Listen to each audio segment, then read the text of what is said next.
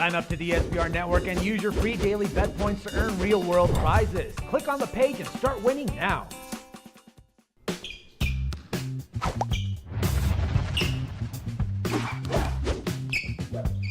Hi, welcome to SBR Forum Videos. I'm Peter Loshak. We are previewing every single Sweet 16 game with a professional handicapper, and right now we are talking with Joe Duffy from OffshoreInsiders.com, who's once again agreed to take 3 games that I assigned him, not necessarily his favorite games, out of the 8. Joe, thanks for being back with us. Thank you, Peter, but that's okay. For my best games, they can visit me at OffshoreInsiders.com. Absolutely. Okay, yeah, that's great. And thanks for taking these, because I asked you, I said, what games would you like to take? You sent me a whole list. I said, well, I can't give you any of them. Would you please take these others? And you said, absolutely, sure. But that's, when you're a handicapping veteran, success for 25 years, that's something you can do, right?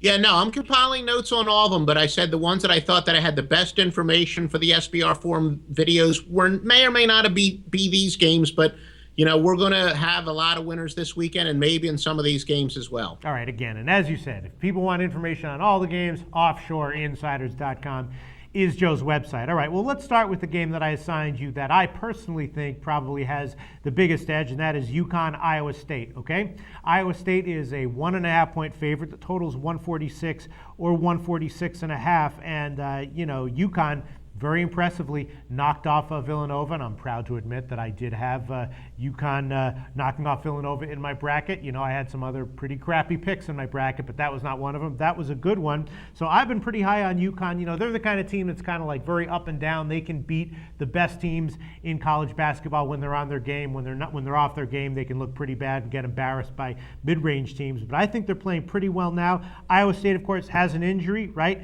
Niang is out, and they might be a little bit banged up in other areas as well, and I just think that there's some weaknesses with Iowa State in general. UConn playing well. I like UConn plus 1.5. What do you think, Joe?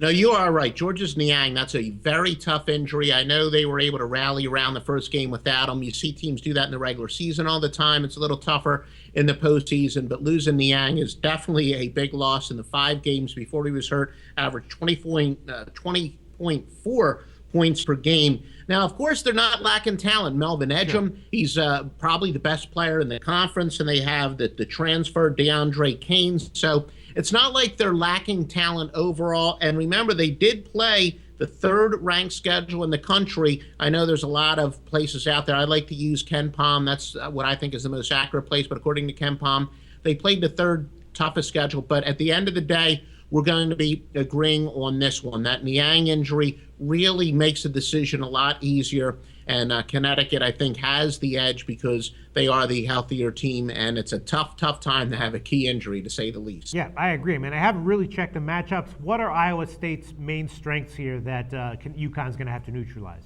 Well, Iowa State, as we said, they did have a lot of scoring. I like teams that are versatile in scoring, but a little bit more top heavy. But with the injury to Niang, that really helps them a lot. But as I said, they still have those 2 guys that I mentioned, Kane and Ejim, who are both pretty darn good scorers. So they still have some pretty good balance. But again, that balance took a big hit. And you think that UConn shouldn't have a problem neutralizing all those strengths?